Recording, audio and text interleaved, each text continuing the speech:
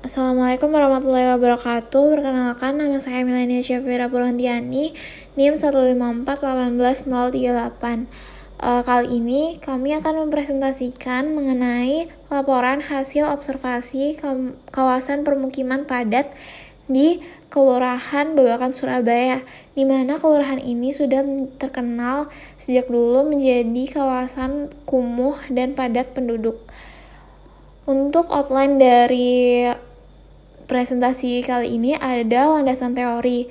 Landasan teori ini merupakan dasar teori yang kami gunakan dalam melakukan observasi. Kemudian diikuti dengan sejarah kawasan Babakan Surabaya, delineasi wilayah Babakan Surabaya, alasan pemilihan lokasi, dan hasil observasi terkait survei yang kami lakukan.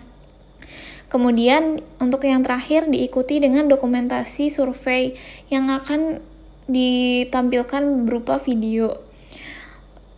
Langsung masuk ke landasan teori. Nah, rumah itu adalah salah satu kebutuhan dasar manusia dalam berkehidupan dan berkegiatan sehari-hari. Nah, di sini definisi rumah itu sudah tercantum dalam Undang-Undang Dasar yaitu nomor 1 tahun 2011 tentang perumahan dan kawasan permukiman, di mana rumah adalah bangunan gedung yang berfungsi sebagai tempat tinggal yang layak huni, sarana pembinaan keluarga, cerminan harkat dan martabat penghuninya, serta aset bagi pemiliknya. Untuk definisi perumahan juga terdapat pada Undang-Undang Nomor 1 Tahun 2011 tentang Perumahan dan Kawasan Permukiman, di mana perumahan adalah kumpulan rumah sebagai bagian dari permukiman, baik di perkotaan maupun di perdesaan, yang dilengkapi dengan prasarana, sarana, dan utilitas umum, sebagai hasil upaya pemenuhan rumah yang layak huni. Assalamualaikum warahmatullahi wabarakatuh. Perkenalkan, nama saya Siva, NIM 154181056. Saya akan melanjutkan mengenai definisi permukiman. Definisi permukiman dibagi menjadi 3. Yang pertama yaitu menurut Herman Islamet, permukiman dapat diartikan sebagai sejumlah besar rumah yang terletak pada kawasan tertentu yang dapat berkembang atau diadakan dan dikembangkan untuk dapat mengakomodasi sejumlah besar keluarga yang memerlukannya. Kemudian menurut Undang-Undang Nomor 1 Tahun 2011 tentang Perumahan dan Kawasan Permukiman, permukiman adalah bagian dari lingkungan hunian yang terdiri atas lebih dari satu satuan perumahan yang mempunyai prasarana, sarana, dan utilitas mempunyai kegiatan kawasan perdesaan. Dan yang terakhir, menurut Undang-Undang Nomor 4 Tahun 1992, permukiman adalah bagian dari lingkungan hidup di luar kawasan lindung, baik yang berupa kawasan perkotaan maupun perdesaan yang berfungsi sebagai lingkungan tempat tinggal atau lingkungan hunian dan tempat kegiatan yang mendukung kehidupan dan penghidupan. Selanjutnya mengenai definisi rumah layak huni.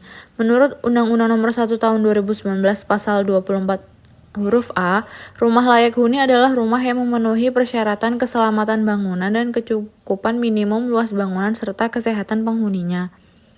Ada 3 kriteria rumah layak huni. Yang pertama yaitu memenuhi persyaratan keselamatan bangunan meliputi struktur bawah atau pondasi, struktur tengah atau kolom, balak, dan struktur atas. Kemudian yang kedua adalah menjamin kesehatan meliputi pencahayaan, penghawaan, dan sanitasi. Dan kriteria yang terakhir yaitu memenuhi kecukupan luas sebesar 7,2 meter persegi per orang sampai dengan 12 meter persegi per orang. Kemudian ada definisi permukiman kumuh.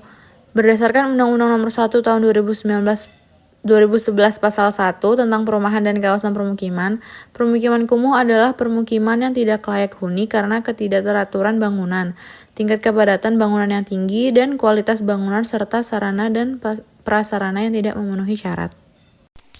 Kemudian lanjut, ada karakteristik dari permukiman kumuh. Ada 5 karakteristik permukiman kumuh. Sebelumnya, perkenalkan, saya Lutfia Hasnan, NIM 154181068. Selanjutnya saya akan menjelaskan mengenai sejarah kawasan Babakan, Surabaya. Bermula dari kejadian yang terjadi pada tahun 1898, yaitu ketika berpindahnya pabrik mesiu dan pabrik senjata yang bernama Artillery Constructive Winkle atau ACW dari Surabaya ke kota Bandung. Pada saat itu, para pekerja pabrik ditempatkan di daerah Kiara Condong yang kini lokasinya di Babakan, Surabaya. Kata Babakan sendiri mempunyai arti, yaitu kampung baru. Menurut suatu jurnal, bentuk permukiman semacam Babakan di kota Bandung merupakan ciri-ciri pengelompokan berdasarkan etnis dalam masyarakat. Biasanya, di belakang kata Babakan, disebutkan daerah asal dari masyarakat yang tinggal di kawasan tersebut. Sehingga, kini kawasan tersebut dikenal dengan nama Babakan, Surabaya. Lalu selanjutnya, ini adalah peta delineasi Kelurahan Babakan, Surabaya yang kami observasi. Ada titik-titik segitiga kuning, yaitu lokasi rumah-rumah yang kami observasi. Di situ sebenarnya ada 3 titik, namun mungkin karena lokasi 2 rumah itu sangat berdekatan sehingga segitiganya berhimpitan, sehingga yang terlihat hanya 2 titik. Lalu selanjutnya ada data mengenai Kelurahan Babakan, Surabaya yang kami peroleh dari Kecamatan Kiara Condong dalam angka tahun 2019. Jumlah penduduk Kelurahan Babakan, Surabaya yaitu 18.542 jiwa, yang terdiri atas 9.483 perempuan serta 9.059 laki-laki. Luas wilayah kelurahan ini adalah 71 hektar, yang merupakan 11,58% dari keseluruhan luas Kecamatan Kiara Condong. Kelurahan ini terdiri dari 15 RW serta 101 RT.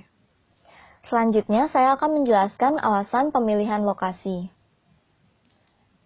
Menurut Kasih Pengembangan Perumahan Dinas Tata Ruang dan Cipta Karya Kota Bandung, Isya Aisyah, yang diliput dalam situs berita online kompas.com, beliau menyebutkan bahwa Kelurahan Babakan, Surabaya merupakan satu dari 20 kelurahan yang menjadi prioritas dalam penataan kawasan. Babakan, Surabaya sendiri memiliki skor 42 dalam pembuatan kriteria dan kelas kawasan kumuh yang merupakan tipologi kawasan permukiman miskin dan minim infrastruktur, atau bisa disebut dengan kawasan kumuh tinggi. Menurut Ketua RW 04 yang kami telah wawancarai, yang juga merupakan salah satu warga asli daerah tersebut, diperoleh data bahwa proporsi warga RW 04 itu mayoritas merupakan pendatang. Maka dapat diasumsikan bahwa kawasan padat penduduk RW 04 Kelurahan Babakan, Surabaya ini dapat disebabkan oleh terjadinya urbanisasi. Lebih lanjut, Ketua RW menjelaskan keberadaan pasar yang ada di daerah tersebutlah yang awalnya mengundang minat para pendatang untuk menetap.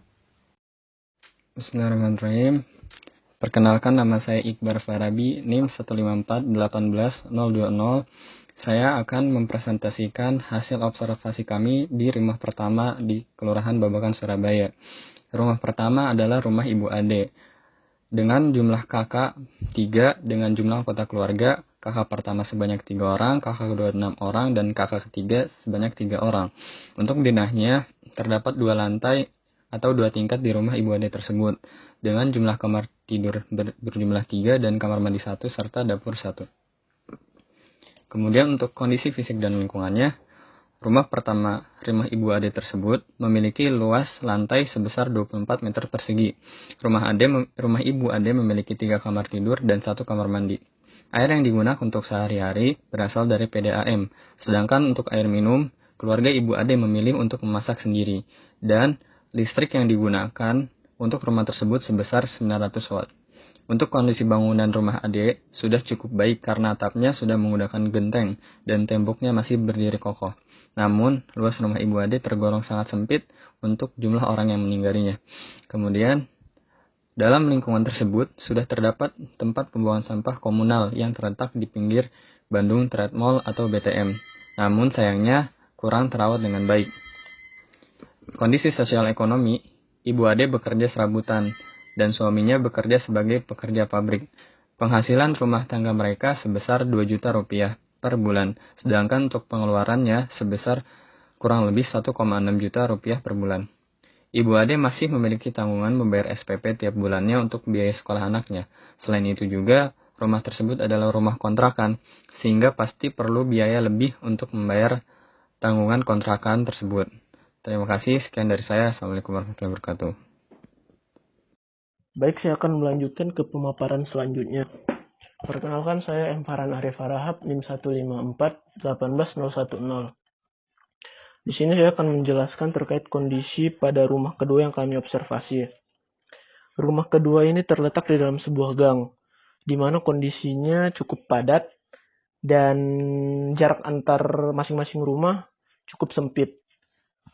Rumah kedua yang kami observasi ini merupakan rumah dari Ibu Nani. Di rumah ini terdapat 3 keluarga yang menetap. Keluarga yang pertama terdiri dari 3 anggota keluarga, keluarga yang kedua terdiri dari 4 anggota keluarga, dan keluarga yang ketiga terdiri dari 5 anggota keluarga. Pada slide dapat kita lihat bersama-sama terdapat DNA dari rumah Ibu Nani secara jelas dan lengkap. Untuk kondisi fisik dan lingkungannya, rumah ini memiliki luas lantai sebesar 98 meter kuadrat, di mana rumah ini terdiri dari 2 kamar tidur dan 1 kamar mandi. Pada bagian depan rumah, Ibu Nani memanfaatkannya sebagai warung untuk berjualan sehari-hari. Untuk kondisi fisik bangunannya sendiri, rumah Ibu Nani ini masih kurang baik, di mana ada beberapa bagian yang sudah tidak terawat dan sudah kropos.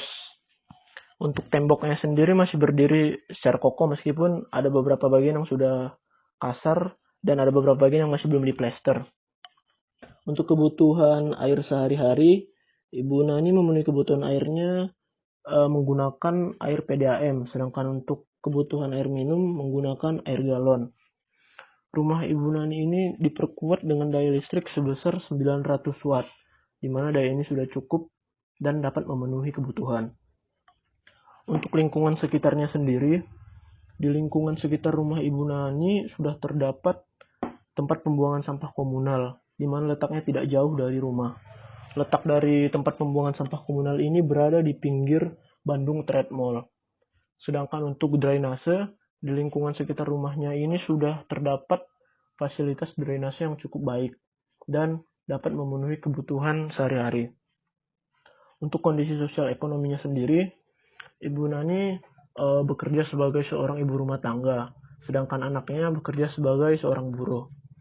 Ibu Nani mengatakan bahwa penghasilannya sudah cukup untuk membiayai kebutuhan sehari-hari, meskipun penghasilannya ini tidak menentu dari hari ke hari.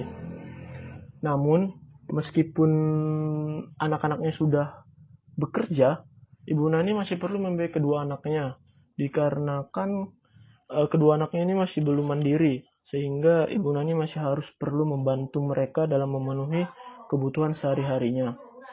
Baik, sekian yang dapat saya sampaikan. Untuk selanjutnya akan dilanjutkan oleh teman saya. Terima kasih. Baik, saya Fajar Miftahul Akbar, NIM 154-18088, akan melanjutkan presentasi untuk observasi di rumah ketiga. Rumah ketiga ini dimiliki oleh Ibu Entin, dan saat observasi ke sana, kami menemui beliau beserta anaknya. Dapat dilihat juga, berikut adalah dokumentasi pada saat kami observasi ke rumah beliau. Selanjutnya, rumah Ibu Entin. Di rumah Ibu Entin ini ada 3 keluarga. Dengan keluarga pertama, anggota keluarganya ada 6. Keluarga kedua, anggota keluarganya ada 4. Dan keluarga ketiga, anggota keluarganya ada 2. Di sebelah kanan ada gambar denah rumah Ibu Entin. Bisa dilihat dari lantai 1, lantai 2, dan lantai 3. Rumah Ibu Entin ini terletak berjauhan dari 2 rumah sebelumnya yang kami observasi.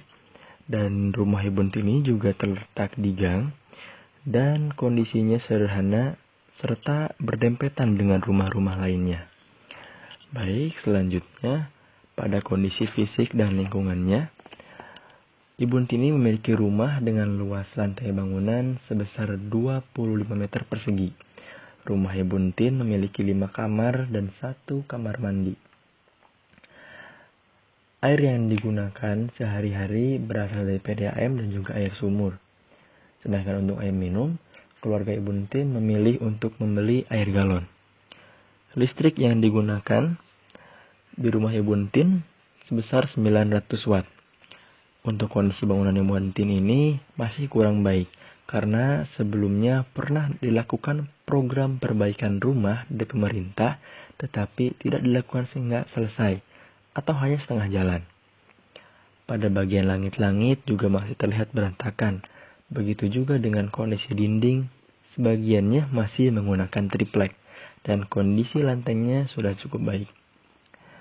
Di lingkungan tersebut sudah terdapat tempat pembuangan sampah komunal yang terletak di pinggir Bandung Trade Mall atau BTM. Namun, kondisinya masih tidak terkelola dengan baik atau kumuh.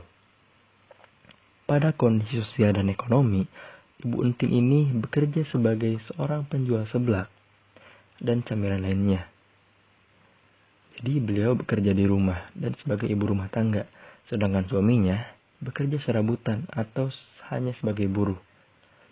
Penghasilan rumah tangga mereka juga biasanya tidak menentu, terkadang ada, terkadang tidak. Tetapi menurut Ibu Tin ini, penghasilan mereka sudah dapat memenuhi kebutuhan dasar hidup mereka.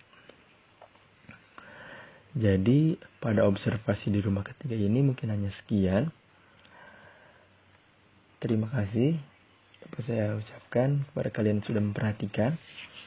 Mungkin selanjutnya kalian bisa menyaksikan video kami pada saat observasi di Babakan Surabaya. Jadi sekian observasi dari Babakan Surabaya. Mohon maaf atas segala kekurangan dari kelompok kami. Billahi taufiq wal hidayah. Wassalamualaikum warahmatullahi wabarakatuh.